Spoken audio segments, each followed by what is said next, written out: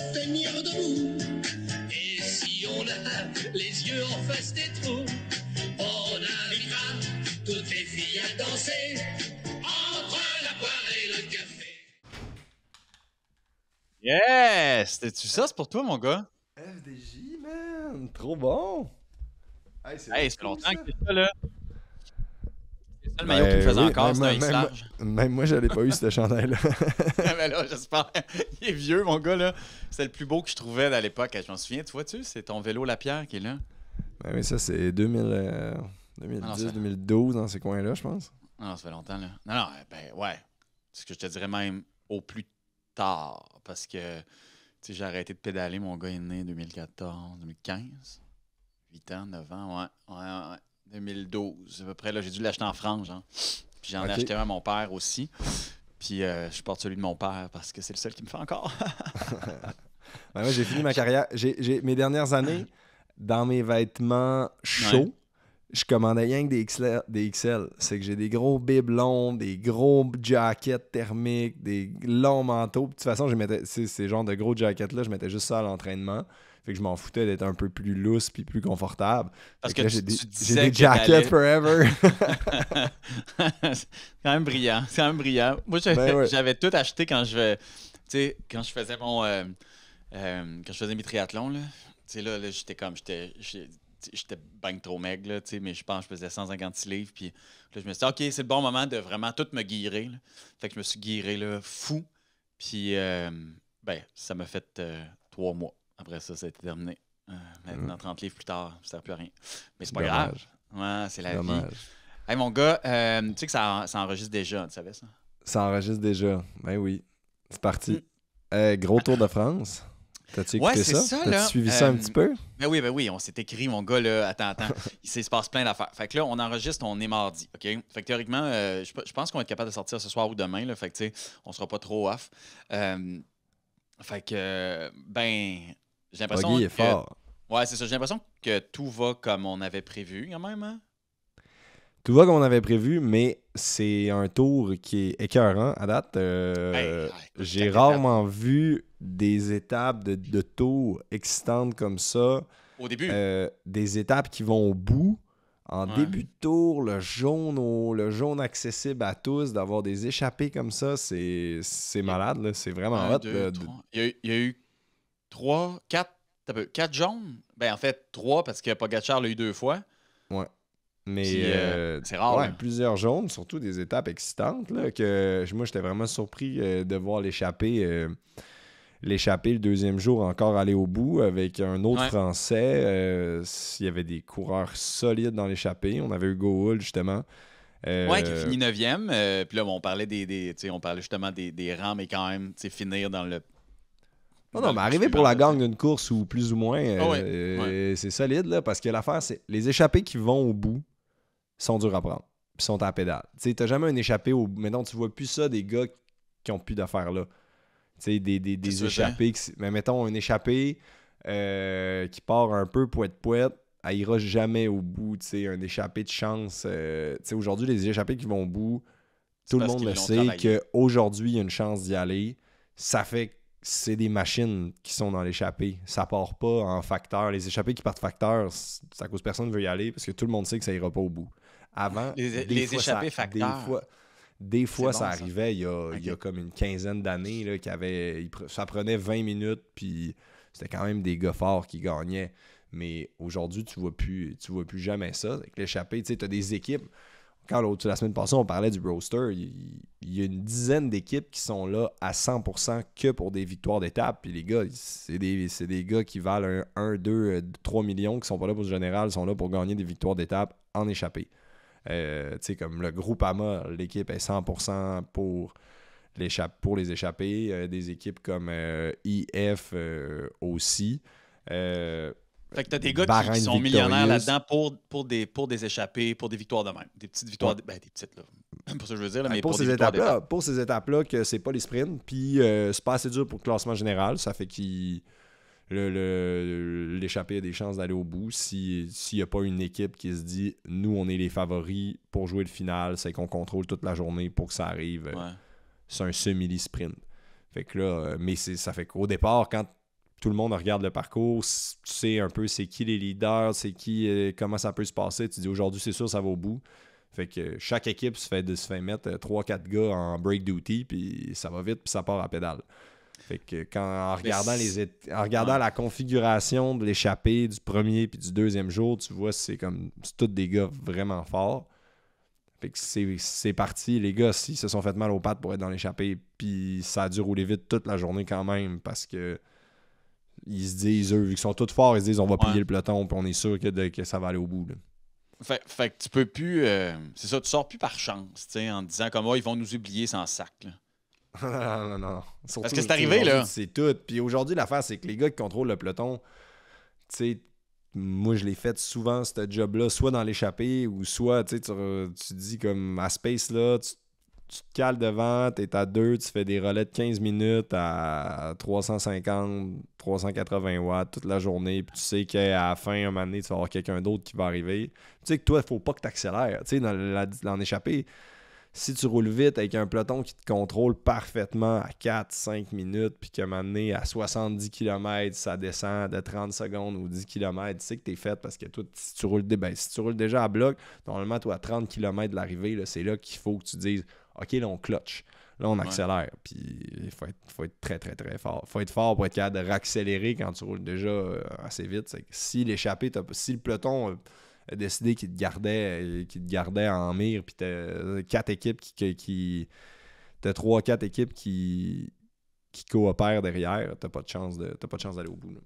Fait que tu sais, ceux qui... Parce que tu sais, je regardais les échappées, même aujourd'hui à la limite, là, mais tu sais, aujourd'hui étant le mardi, là, dans l'étape des 3 cols, tu sais, avec le Galibier, mais particulièrement celle d'hier, lundi, puis même celle de... Ben, en fait, même Bardet, là, qui a gagné la première journée avec le maillot jaune, ça veut dire que ces gars-là, là, ils ont pédalé à fond, puis en arrière, ils n'ont pas été capables. C'est pas une affaire de donner un cadeau. Là.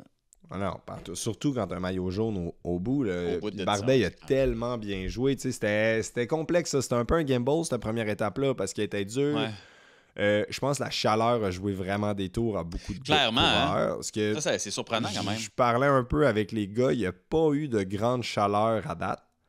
Souvent, tu manges ta claque là, comme à la dernière de mai, première course par étape, genre le Dauphiné, tu as tes premières chaleurs, puis c'est là que tu as un peu le coup dur de taper tes premières courses à 35-40 degrés. Mais là, ça a été cette journée-là, la première grosse show. Il y avait l'air à faire chaud en Italie, là, tu sais. Ouais. Ça fait... Moi, je t'écrivais justement, c'était drôle, là, de mon salon, je jugeais tout le monde, c'était tellement le fun. Mais surtout, tu sais, ça me fait rire parce que, tu sais, tu avais l'air de dire, mon Dieu, sont-tu épais? Ils n'ont pas pensé à se préparer à la chaleur. Puis clairement, tu sais... T'es voyé avec les gants de latex remplis de glace là, qui se sacent dans le dos. Là, c'est pas des gants de latex, c'est des bas, des grands bas collants, des bas de femmes. Parce que c'est full mince, ça respire full. C'est que tu le mets en long, tu le remplis, tu te le tresses comme ça, t'es capable des fois d'avoir des grosses mottes. L'eau, elle coule, comme ça te mouille aussi. C'est que tu veux que ça respire, tu le sens pas trop. Puis après, quand la glace est fondue, tu le sens pas. Le truc, c'est que quand t'arrives à la fin de l'étape, tu te déshabilles, t'as comme un paquet t'as comme 4-5 morceaux de bain dans la journée là, à 40 degrés. Tu pars avec un, après t'en as dans tous les ravitaux. Quand il fait vraiment chaud, tu descends au char plein de fois d'en ramener. Puis c'est le fun quand il fait vraiment chaud, tu vas chercher des bouteilles, puis tu ramènes de la glace, tu te mets une dizaine ben pas 10, mais genre 8. Ah, ça rafraîchit, là. Ben là, quand t'as 8 boules de glace dans le chest, puis des bidons froids dans le dos, ça te rafraîchit, là. C'est lourd, là. Ah oui, c'est ça, parce que toi, ça faisait une partie de ta job aussi. Tu descends, tu mets des bidons partout. Ouais.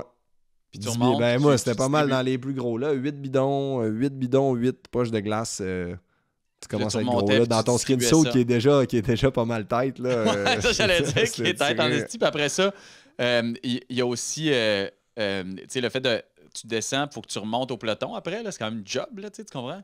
Ouais, ça m'a toujours impressionné, ça. T'essayes tout le temps de... C'est pas toujours le même. Surtout quand il fait très chaud, tout le monde y va un peu parce que... Ben, pas tout le monde, mais t'as quelques coureurs. Souvent, justement, quand il y a des arrêts pipi, t'en profites, tu reprends 2-3 bidons, t'en donnes au monde autour. Puis, mais des fois, oui, des fois c'est tough, puis ça fait partie de la job, là, quand ça roule vite, que le peloton, surtout si le peloton est en file, puis il est vraiment long, là, la remontée, c'est une job. Justement, c'était l'étape de sprint d'hier, 230 kilos, il n'y a eu aucune échappée, puis il y avait un petit vent de 3/4 face. Ah, le vent avait l'air violent. Mais là, tu regardais tout le peloton en ligne, tu peux pas parler, ça roule pas vite. Ces étapes-là, c'est une chance que t'es pas fatigué. Souvent, des fois, au Tour d'Italie, t'as une étape comme ça en milieu de 3e semaine. C'est que là, t'as mal partout. Là, quand tu forces pas, on dirait que tous tes appuis te font un peu plus mal. Mais là, je voyais le peloton en fil. T'es là, tu forces, mais tu forces pas vraiment. C'est ça, parce juste que comme un pace tannant. Tu peux parler à personne, dans le fond, tu sais. Non. Tu peux parler à personne, t'es là dans le vent puis tu penses. Tu penses, t'es dans ta tête pendant 5 heures. Ce qui me fait penser qu'aujourd'hui, c'était qui? C'était Wout van Aert qui était en train de monter. Il s'est fait lâcher au début du Galibier puis il était fait OK, c'est correct. Là, puis il était en train de jaser de même. Il jasait à son pace, puis on sacrait un peu. Se jasait en riant un peu en montant le Galibier. Slack, pareil, hein? C'est quand même des machines. Ça m'impressionne tout le temps, cette affaire-là. Cela dit, ça me fait penser que là, je suis pas habillé de même, t'as fait plaisir, j'arrive de rouler, pour vrai. Comme je dis, j'ai plus. Là, c'est mon choix. J'ai plus beaucoup de choix de vêtements parce qu'il n'y a plus grand-chose qui me fait. Mais fait que ça, là, j'allais ressortir puis j'ai dit je vais aller rouler 1 heure avant de faire le podcast. Fait que surtout que là, je m'étais acheté un nouveau casque parce que, tu sais, ouais, puis j'ai. Pour te donner une idée là, du range de comment ça fait longtemps. Tu sais, des casques, ils disent qu'à un moment donné, c'est plus bon. T'sais? Ouais. Bon. Fait que. Moi, le mien, j'étais là, mon Dieu, c'est vrai, tu sais, je vais checker quand même. Là. Moi, j'avais un gyro un peu de TT pour faire des. Fait que là, j'avais comme une visière que tu pouvais attacher dessus. En tout cas, anyway. Ouais. Fait que c'était mon dernier, c'était mon plus récent. Puis, tu sais, ça dit après 3 ou 5 ans, il faut le remplacer, tu sais, après partir de la date que tu l'achètes. Puis, ma date d'achat de mon gyro, c'était 2013. OK. Fait que là, j'étais rendu là, c'était correct.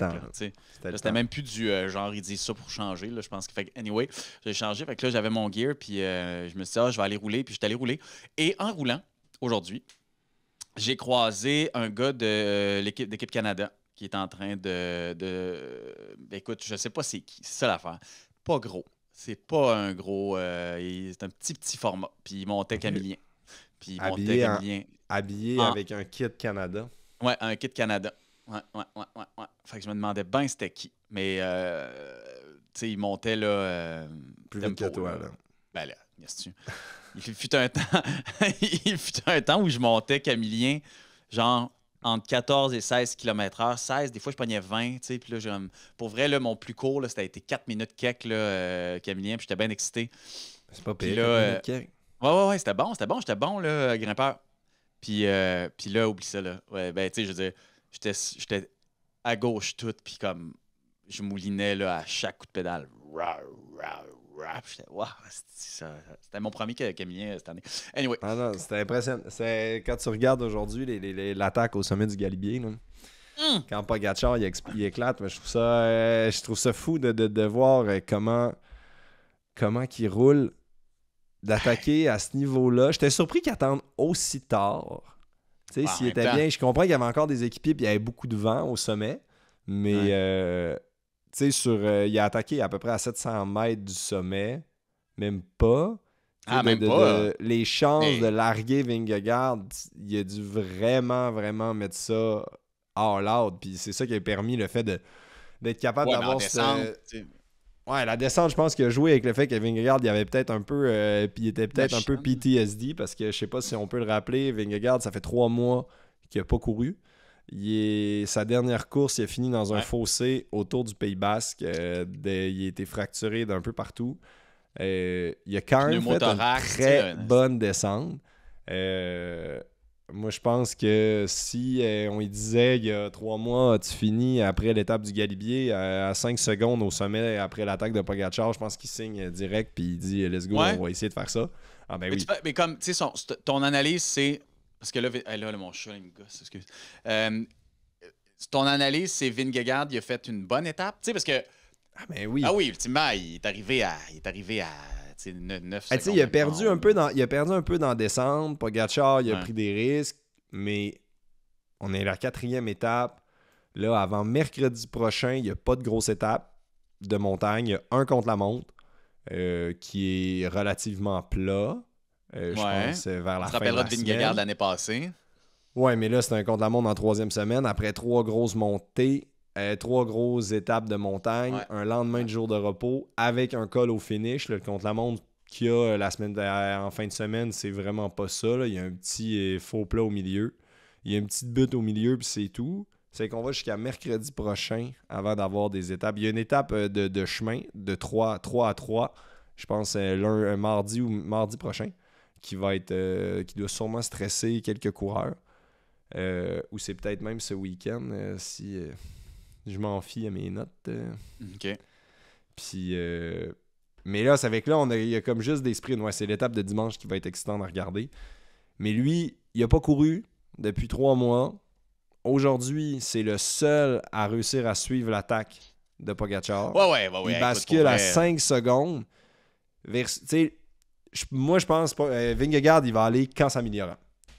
Il va aller de mieux. C'est drôle, je m'étais dit le contraire. Moi, j'étais là. Tu sais, le dude, il n'y a pas de kilomètres d'un jambe. Il n'y a rien. Ouais, mais il y a son début de saison, il y a des kilomètres d'un jambe. Puis là, pour avoir été capable de faire ça, puis quand tu as ce moteur-là, quand tu as la force de ces champions-là, eux, ils sont juste de meilleur en meilleur tout le temps. Plus ils roulent, plus ils récupèrent. Tu sais, leur capacité, c'est à récupérer. Puis c'est ça qui fait la différence sur une course d'une semaine, puis les vrais coureurs de grand tour.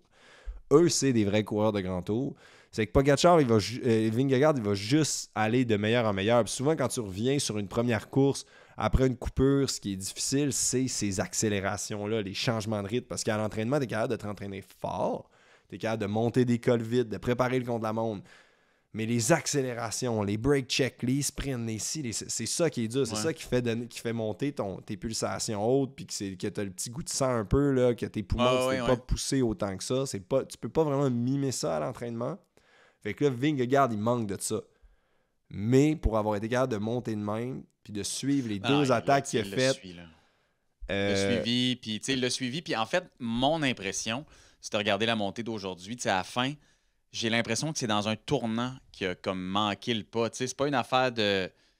C'est pas une affaire de. Il a pas été capable de coller. C'est que c'est dans un détour, il a comme pas pogné la bonne swing, puis on dirait qu'il s'est fait distancer là, puis à un moment donné, il a perdu le rythme, puis ça a été fini, t'sais. Ouais, mais ça se trouve, il y a beaucoup de vent à cet endroit-là. Puis t'as un gros virage en épingle à peu près à 400 mètres avant de basculer. Fait que peut-être qu'il y avait un peu le vent de face au début, puis il était capable de. Souvent, le vent arrive il rentre de la vallée du Lautaret, mais là, il y avait le vent de... Ouais, c'est dur à dire. Mais il y avait peut-être le vent de face, il était capable d'être un peu abrité, puis là, il a pris le virage, il y a eu le vent de dos. Là, il n'y a plus d'abri, puis là, avec Pogačar qui va probablement à 700-800 watts pour basculer, voire plus, c'est pas facile de maintenir ça. C'est que là, la grosse question, c'est de voir est-ce que Pogačar, lui... il va descendre, il va réussir à maintenir. Est-ce qu'il va réussir à maintenir cette forme-là après ce qu'il a fait au mois de mai en remportant le Giro et en faisant des gros numéros? Puis si on regarde un peu la carte, là, la fin du tour, quand ils reviennent dans les Alpes, c'est extrêmement costaud. Il y a quasiment 5 grosses étapes de montagne dans les 7-8 derniers jours. Fait qu'avec la fatigue, est-ce que là, tu peux, on l'a vu l'an dernier, des grosses étapes, si tu craques moindrement sur une étape de 5000 mètres de dénivelé, tu peux vite perdre 7, 8, 10 minutes. Fait que des fois, on voit souvent les débuts de tour, les gars, ils vendraient leur mère pour essayer d'aller chercher et puis gratter un 10 secondes, quand en fin de tour, ça se joue en bouchée une minute. Donc, mais là, pour l'instant, on a vraiment une belle bataille. Belle bataille. Moi, j'ai peur parce que je trouve que Pogačar a réussi à mettre déjà ses 50 secondes. Là. On est mardi. De toute façon, demain, ça ne changera pas grand-chose. C'est pas négligeable pour un jour 4. C'est ça, moi, c'est de ça que j'avais peur, en fait. J'étais là comme 50 secondes, parce que là, tu as eu la bonification, tout le kit. Puis là, j'étais là, déjà, jour 4, on était à quasiment une minute. Là. Puis Roglic a eu de la misère aussi. Mais moins pire que je pensais, remarque, mais il y a eu de la misère aussi. Parce que Roglic, le pire, c'est quand il y a eu avant qu'il y ait l'accélération de Pogačar, il a commencé. Il a commencé c'est un des seuls, là, mettons, des 5 favoris à avoir reculé. Non, parce que Carapaz est descendu Ouais, mais Carapace, il a pété de bonne heure. Il a pété très de bonne heure. Puis je pense, lui, il l'avait dit. Aujourd'hui, c'est sûr qu'il aurait aimé ça, je pense, de garder le maillot jaune. Parce que s'il y avait le maillot jaune aujourd'hui, il l'amenait jusqu'au contre-la-montre au minimum. Ouais. Parce que les prochaines étapes, ça va être principalement des sprints les 3 prochains jours. On va peut-être voir l'histoire s'écrire avec une victoire de Cavendish. Hey, ça n'a pas été une grosse journée pour Cavendish, la première, en tout cas. Non. Ça a été une grosse journée médiatique. On n'a jamais autant vu l'arrière du peloton. On pensait presque que son tour allait s'arrêter là. C'est parce que là, finir d'un temps, tu sais, on s'écrivait, parce que je me disais comme, Christy, finir 35, ça c'était quand on se parlait, il était déjà à 35 en arrière, là. Puis je me disais, Christy, 35, il va être d'un temps, tu sais, c'est quand même énorme, 35 minutes sur une étape, c'est huge. Pour une première étape. Mais j'étais surpris d'avoir des temps. Je sais pas si on en a déjà parlé, mais sur chaque étape, il y a des time cuts. Puis le pourcentage est décidé en début d'étape. Ça va aller de 5 à 18% comme il y avait à la première étape. Ouais. Donc, souvent, les coureurs comme Cavendish, les coureurs de sprinter, quand ils voient une étape de montagne, ils regardent pas ça a l'air de quoi ce col-là, la descente est comment, ils disent c'est quoi les détails. C'est quoi le pourcentage pour le time cut? On part-tu dans une montée? On reste-tu? C'est où qu'on va péter?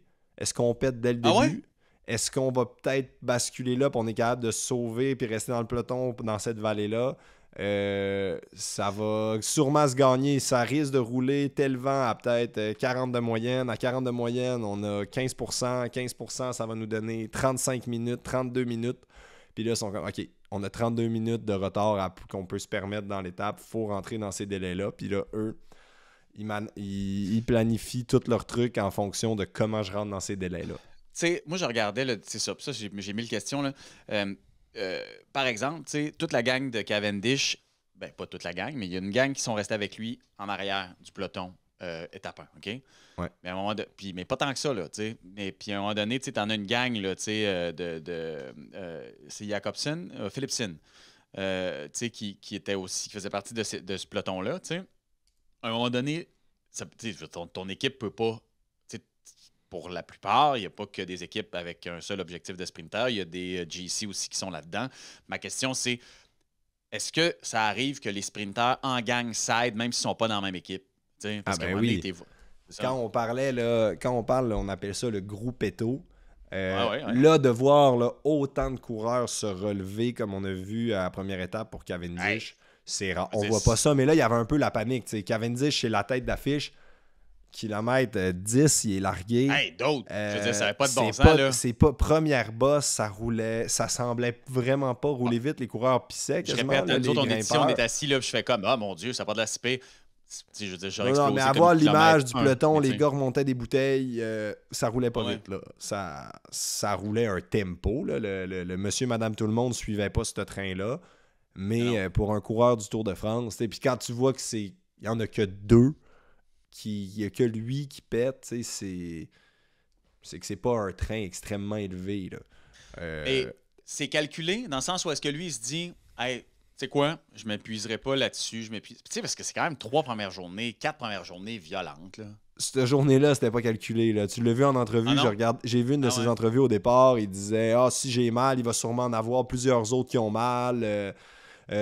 Il sentait que ça allait être difficile, que c'était une étape dure, mais il était quand même assez confiant. Pas confiant pour aller gagner, parce qu'il savait que le final était trop dur, mais il s'attendait vraiment pas à se sentir comme il s'est senti. Il y a eu une journée sans. Est-ce qu'il y avait une pression? Est-ce que c'est un stress? Il a mal vécu la chaleur. Il a fait probablement un coup de chaleur. On a des images qu'on pense peut-être qu'il vomit. Je pense qu'il a peut-être juste craché de l'eau avant. Mais peu importe. Mais oui, tout ça pour répondre à ta question, il y a, de manière générale, là, quand tu te retrouves un groupetto, tu as tout le temps un sprinter, un ou deux coureurs de son train, puis leur objectif, c'est tout de faire les temps. C'est qu'ils gèrent les montées, puis tu as toujours un peu un capitaine, souvent un des derniers poissons pilotes, un peu plus vieux, le capitaine du groupetto qui va dire à des petits jeunes qui ne sont pas habitués dans le groupetto que là, ils montent le col un peu trop, la bosse un peu trop vite, c'est comme hey, tranquilo, chicho. Là.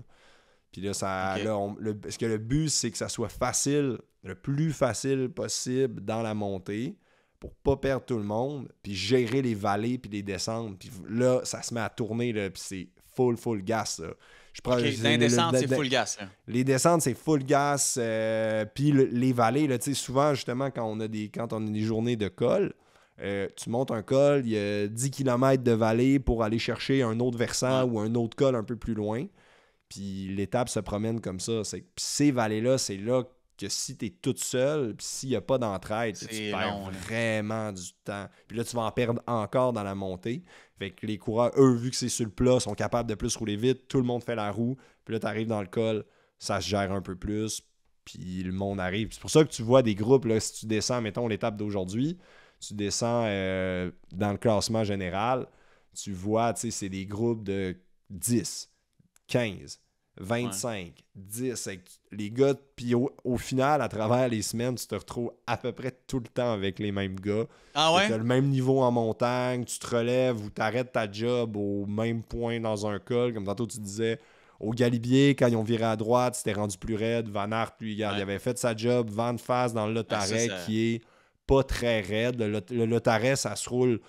C'est un col, mais c'est quand même très roulant. Puis après ça, au sommet du Lotaret, tu tournes à droite, puis là, tu tombes dans du 10, 16, 7, 10, 12% dans le Galibier. C'est que là, lui, il avait fait sa job, il s'est tassé, puis il monte le Galibier, relax, puis il est capable de parler. Parce que là, il a coupé son effort de au moins 150, 200 watts, mettons. Fait que là, ça va, il est capable de gérer. Mais tu sais, moi, c'est ça qui me fascine. Pour vrai, là, je l'ai dit, là, je voyais la gestion d'efforts, puis quand tu regardais ce que l'équipe de UAE, de Pogacar a fait là, depuis le début en fait du Tour, la machine qui écrème depuis le jour 1. Hey, je veux dire, c'est débile, là. Ils sont en avant, puis ça roule, puis tes voix au bout, là, puis tu vois toute la gang en arrière qui a l'air à se dire, c'est ça qui s'est passé avec la première étape, ultimement, tu sais. Je veux dire, maintenant, comme quand ça commençait à s'étirer, puis c'est fascinant de voir, justement, quand ils sont capables de pacer leur effort, tu sais, puis quand tu regardes l'arrivée d'aujourd'hui, tu sais, en tout cas, moi, j'ai été impressionné de voir, tu sais, que, c'est Ayuso qui, je veux dire, clairement, il y avait des jambes autant que son leader, quasiment, là, tu sais. Pour vrai, là, c'est comme, tu finis 3e de l'étape, tu viens de traîner ton dos pendant tout le long du Galibier, puis des autres cols, puis là, tout arrive, puis t'es encore frais. Je comprends pas ça. Ouais, mais c'est assez incroyable de voir UAE cette année, parce que, tu sais, il n'y a pas si longtemps... Il n'y a pas si longtemps, c'était la Jumbo-Visma qui était l'équipe là, numéro 1, mettons, depuis 2019-2020. Jumbo sont vraiment au-dessus du lot. Pogacar est plus isolé. Il y a moins de 2-3 ans, on était comme Pogacar est toujours tout seul. Vingegaard, il y avait tout le monde, ou même Roglic, il y avait tellement un gros peloton, une grosse équipe autour d'eux. Puis là, aujourd'hui, on a vu juste dans la vallée, puis quasiment toute la journée...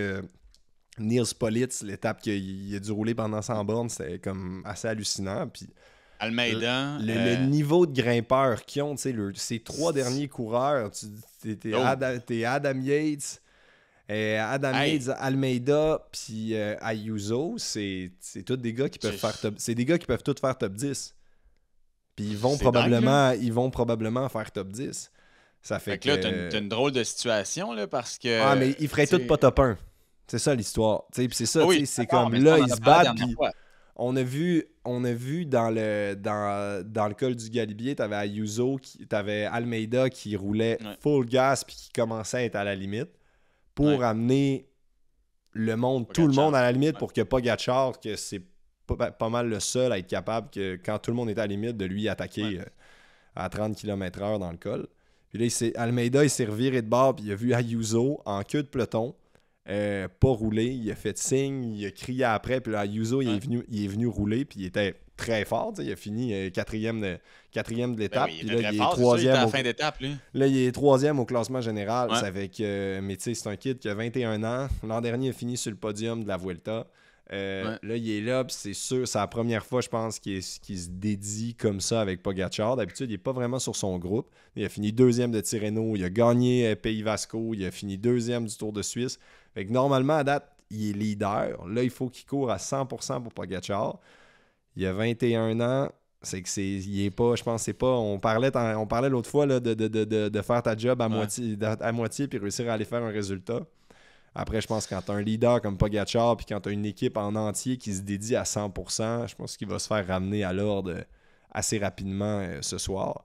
Mais c'était drôle de le voir se choquer. Souvent, dans ces grosses équipes-là, tu vois pas ça. Tu sais, c'est comme ton rôle est vraiment défini, puis il n'y a pas de... Mais on peut se rappeler en 2012 ou 2011, quand Wiggins avait le maillot jaune, à la planche des belles filles, Froome, il s'en va, puis là, il s'en allait sans forcer. Wiggins ne suit pas, il l'attend. Froome est deuxième du général, puis là, ça avait viré un peu en bataille des femmes. Les deux femmes de un et l'autre commençaient un peu à faire une polémique sur Twitter. Puis, je me souviens. C'était comique de voir ça.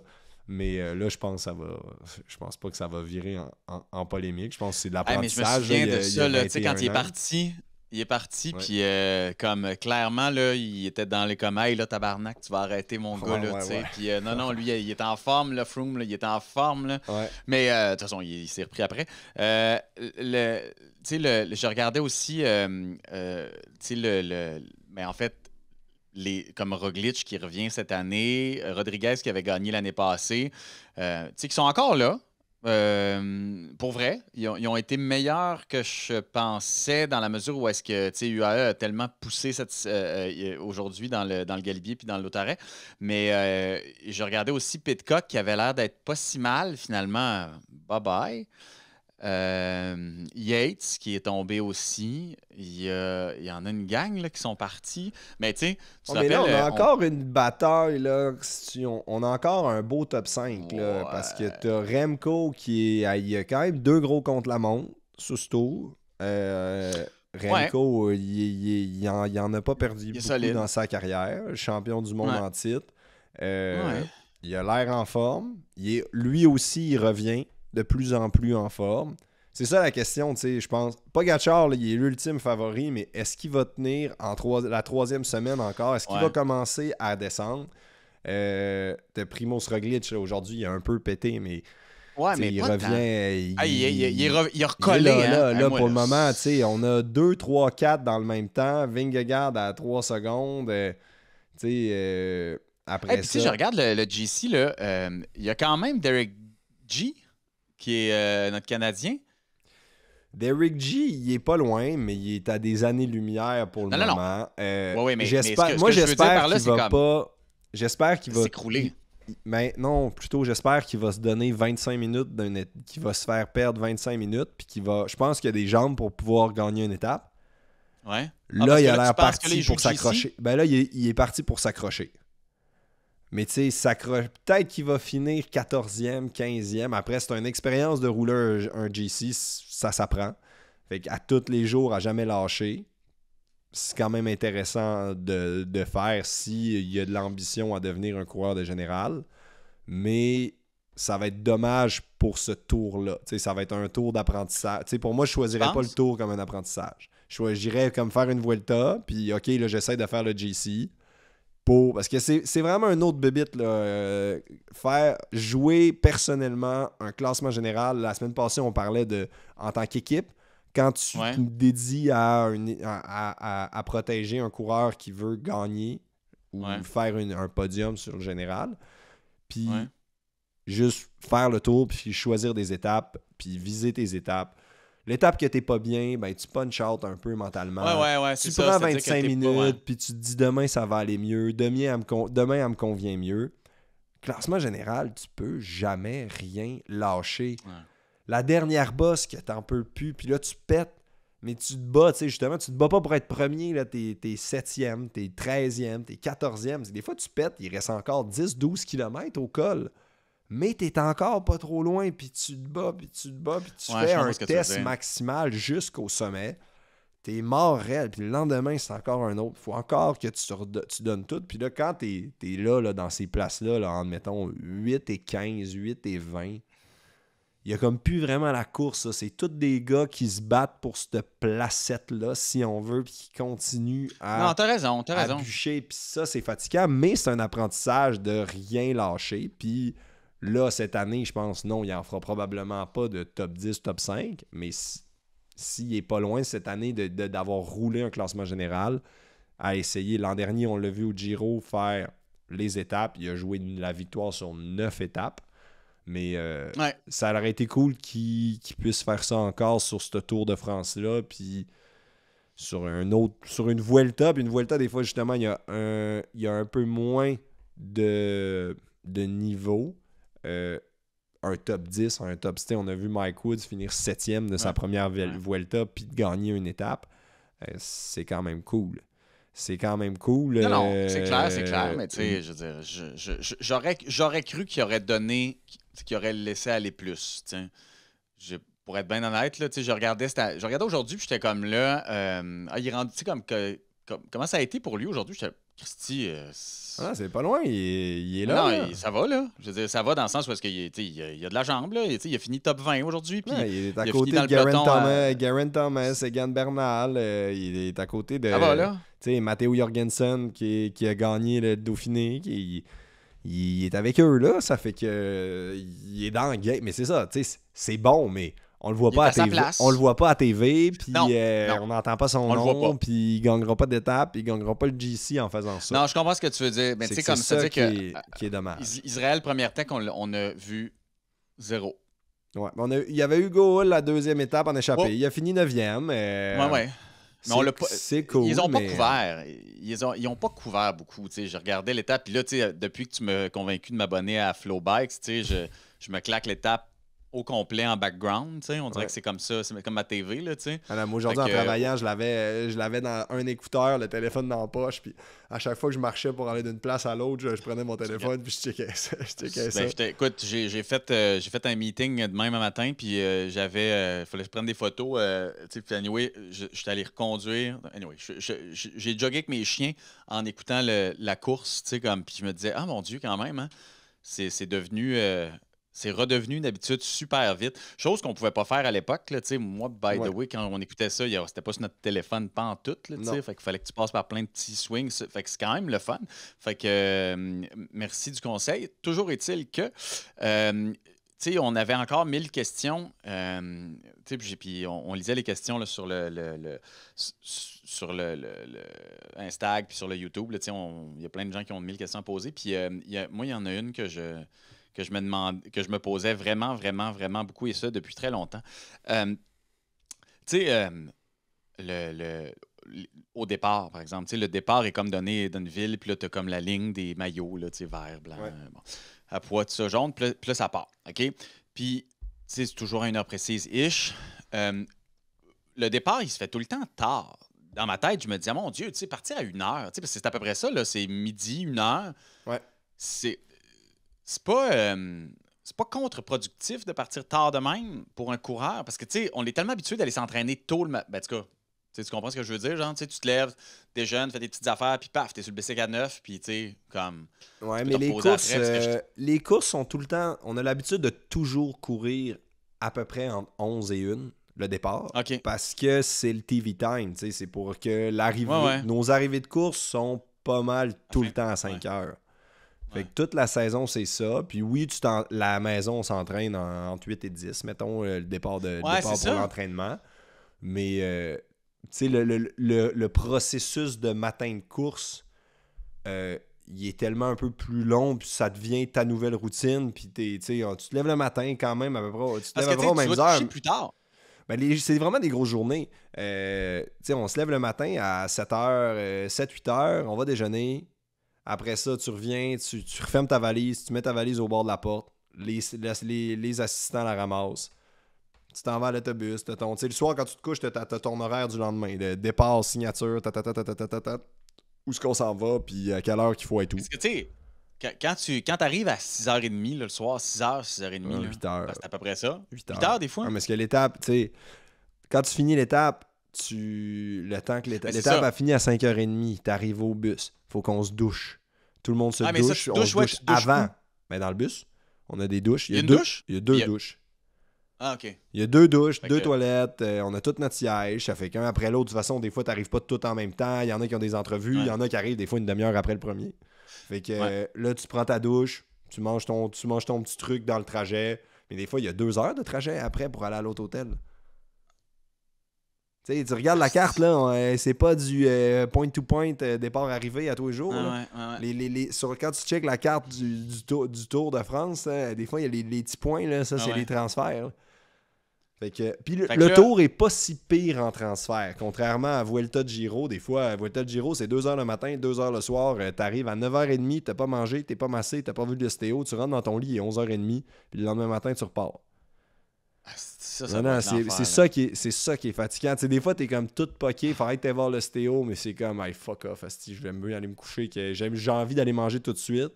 Parce que souvent, tu fais tous tes traitements avant d'aller manger. Puis c'est comme, ah non, là, moi, je m'en vais souper, là, il est 9h45, là, fuck le stéo. Là. Fait que c'est ça, toi, t'arrives ça qui est dans le truc, là. Tu sais, puis l'autre question que je me posais aussi, tu sais, par exemple, tu l'as vu, tu le vois dans à peu près toutes les étapes, puis tu le vois aussi quand tu regardes le Tour de France sur Netflix. Il y a tout le temps le cool-off sur les rouleaux. Mais ça, toi, tu faisais-tu ça ou c'est juste pour les meneurs ou les. Chris, un cool-off, man. De plus en plus. Ça fait 7 heures que t'es sur le bicycle. Je peux pas croire que t'as besoin de pédaler. Tu sais, je veux dire. OK, mais... pour le gars de 4e trio du Canadien qui joue 7 minutes, il a besoin de faire du bike parce qu'il s'est pas entraîné. Mais tu sais, pour vrai. Ouais, quand même.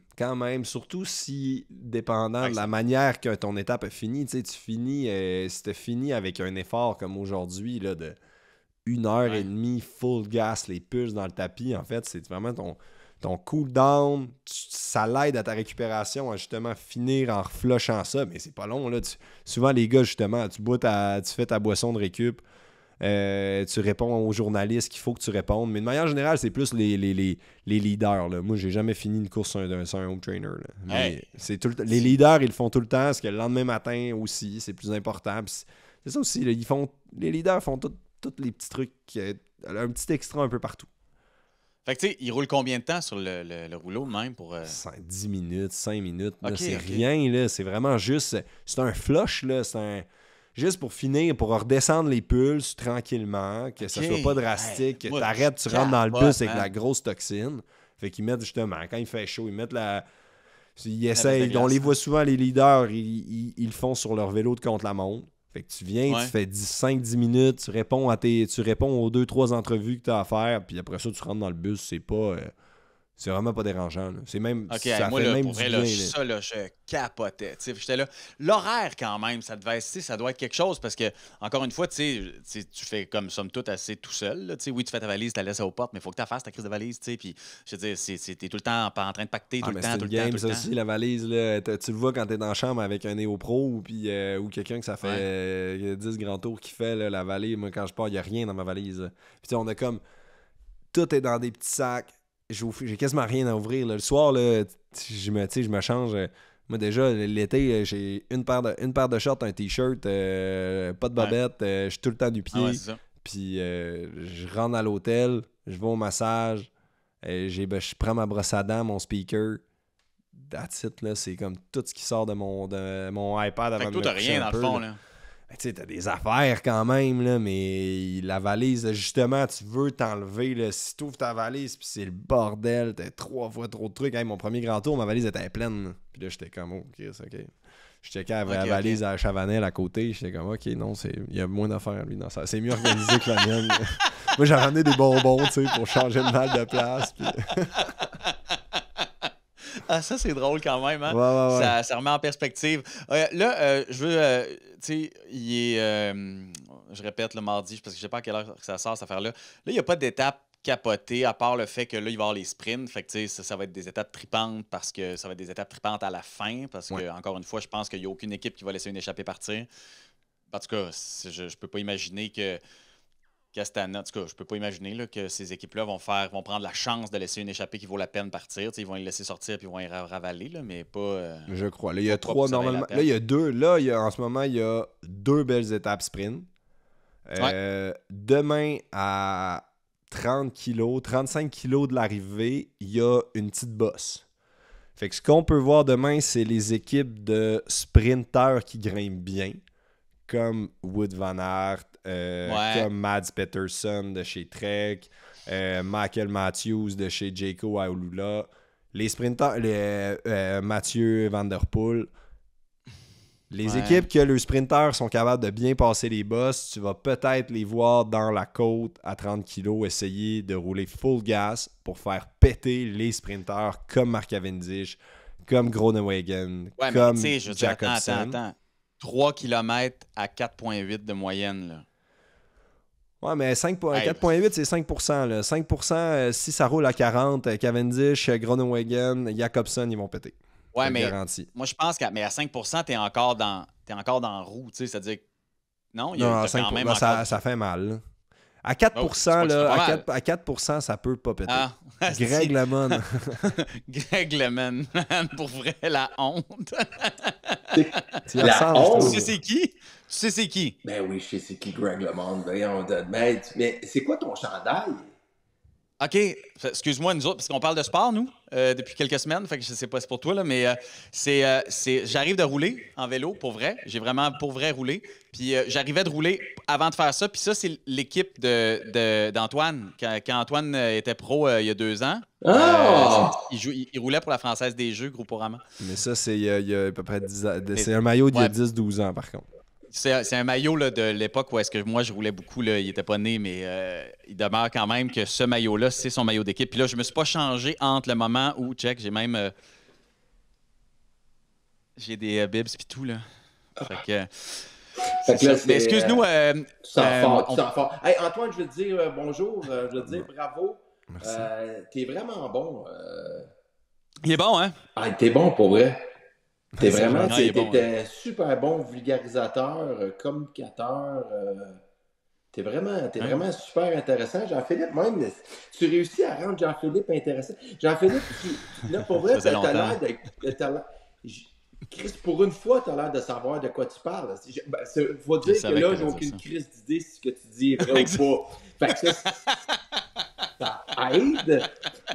C'est pas si pire. Mais pour une fois, t'as l'air moins incompétent. Ça, pour vrai, t'es bien fin. C'est beau. Je m'ennuyais presque de toi, mon beau. Mais là, tu viens pas pour déranger là, les vraies discussions de sport.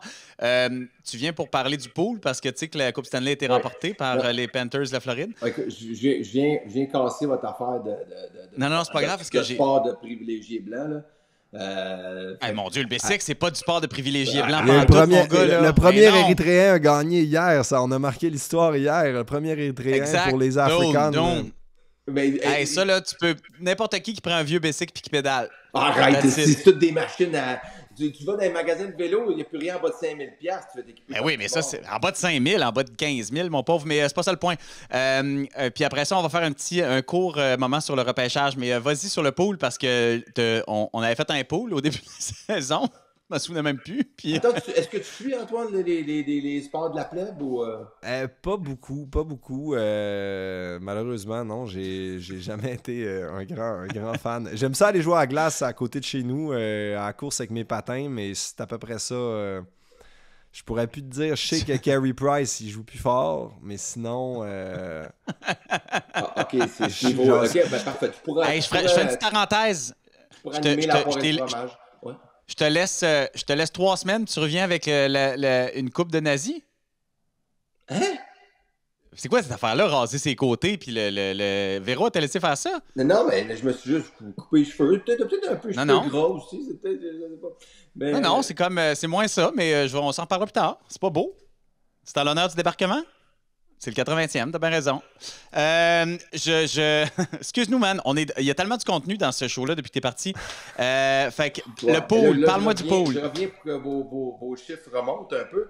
Fait que je voulais juste dire que bon, Antoine, je t'explique, on a fait un pool avec les auditeurs, on avait des questions qui étaient... Est-ce que le son est bon en passant? Parce que... pas le tien, mais le nôtre, oui, fait que c'est pas grave. Ouais, c'est un peu écho dans mon affaire, hein, je m'excuse. Fait que... un peu, bougez pas. Tu sais qu'on enregistre en ce moment, Louis, là. Non, mais on s'en crisse, j'ai un oreiller, peut-être que si je m'en calisse ça, là, OK, parfait. Fait que, ouais, OK. Fait que tout ça pour dire que... Ça a marché. Généralement, c'est mieux. Ça a marché. On est des professionnels. Ça me fait en face de te le dire, mais ça fonctionne. OK, fait qu'on a fait un pool genre avec les auditeurs, des questions plus ou moins pertinentes et tout. Et il y en a 3 gagnants. Je voulais juste les nommer parce qu'il y a une rigueur, la Régie des loteries. Oh oui. Donc, Simon Boucher, Patricia Perron, une fille tellement content, et Alexandre Beltroco. Ils ont eu 4 bonnes réponses qui nous ont amenés à la Coupe Stanley des Panthers de la Floride. Alors, 4 bonnes réponses. Vous gagnez des billets pour le spectacle de Louis Morissette, Mégane Brouillard et Mathieu Pepper. Alors, ouais? C'est quand même c'est un beau combo quand même. Au début, c'était juste toi, puis... Fait que c'est ça. Mais c'est encore moi et 2 artistes émergents. Mais mais pour vrai, c'est 3 très, très bons shows. On a vos courriels, fait qu'on va vous contacter. C'est fin, ça. Pour vous dire merci beaucoup et tout. Fait que c'est ça. Sinon, Antoine, t'as pas suivi le repêchage?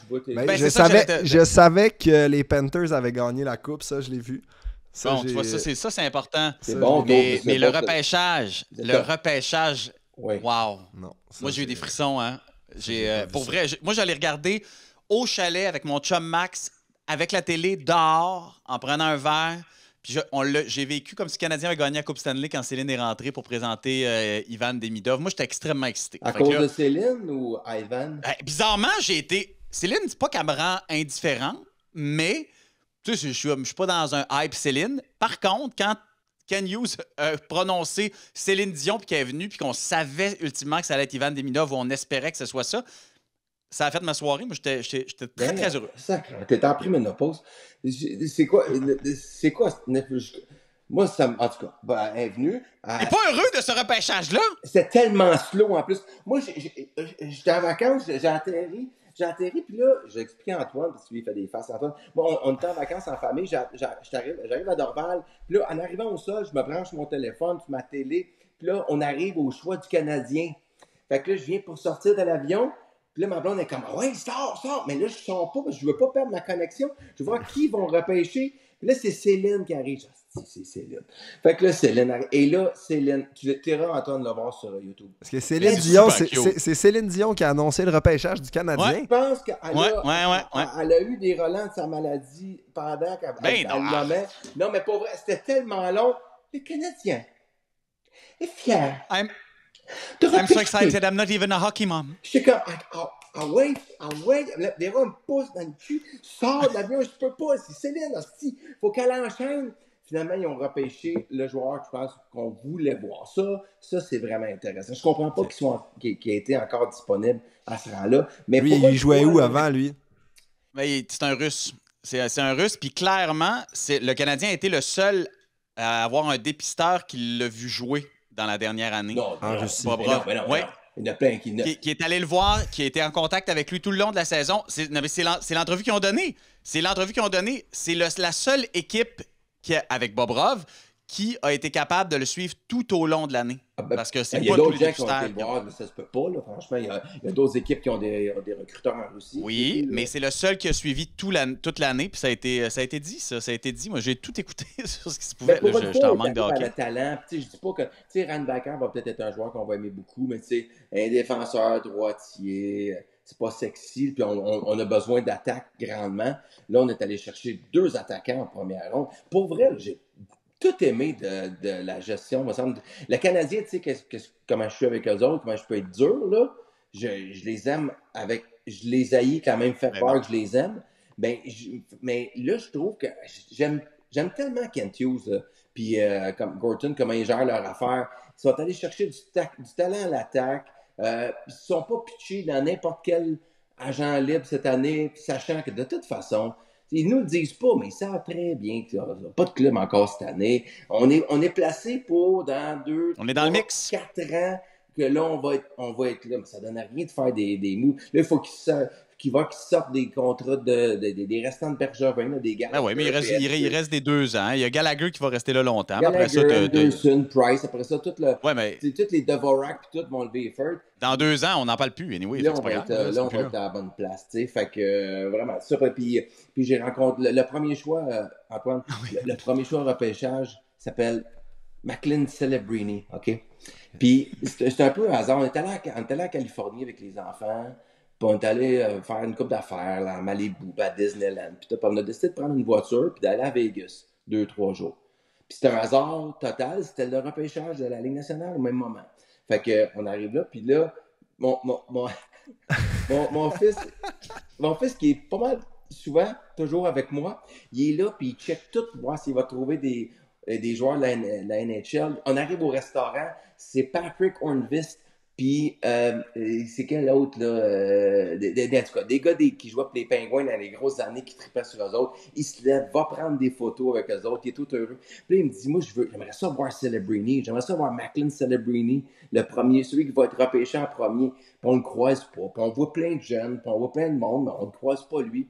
Puis à un moment donné, il part 15 minutes avec ses sœurs faire autre chose, aller chercher une crème glacée.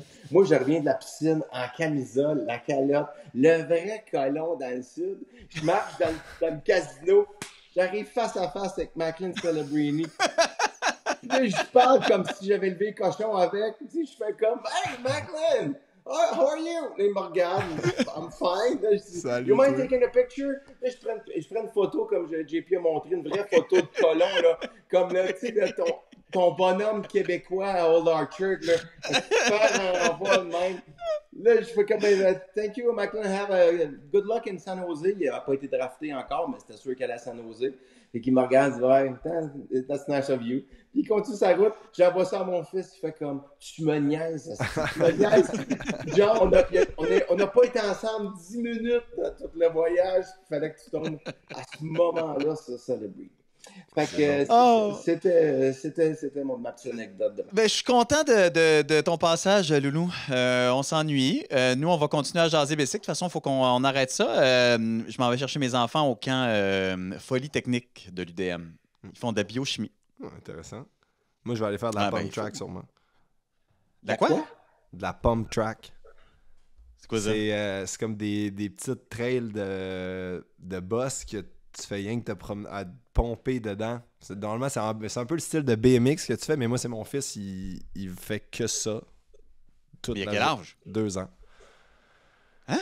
Il a un push bike, là, puis il fait de la pump track jour et nuit. Je vais revenir plus souvent.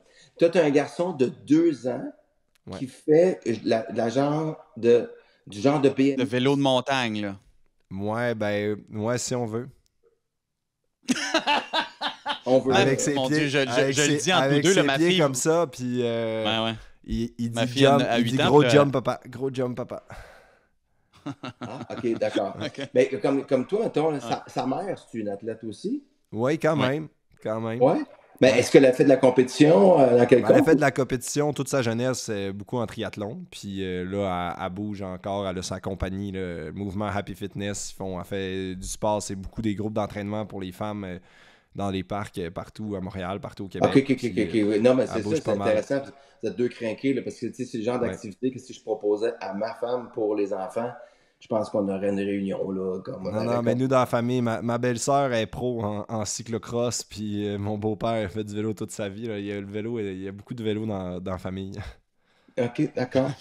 Là, une question vraiment d'abruti. Mais c'est ça qu'on veut. Vas-y tout, parce que l'idée du podcast, c'est pour, je dirais pas les abrutis qui connaissent pas le vélo au Québec, mais c'est pour les néophytes qui veulent regarder le Tour de France puis qui comprennent pas ce qui se passe. C'est pour rendre ça le fun. Il commence quand, le Tour? Voyons! Ça, tu m'as dit, il fait exprès. Moi, son nom, que ce soit écrit Greg Lemon, là, je peux pas te dire comment ça me fait rire. Non, mais comment... Ça, c'est en novembre, ça, le Tour de novembre. C'est ça. C'est le Tour de France de novembre qui appelle. Là. Mais là, t'as-tu une vraie question? Non, mais la question, c'est, vous allez le faire... C'est quoi votre fréquence que vous voulez le faire pendant le Tour? Ben là, on est à une fois par semaine. Ouais, mais c'est ça, mais est-ce que vous allez accentuer le pace?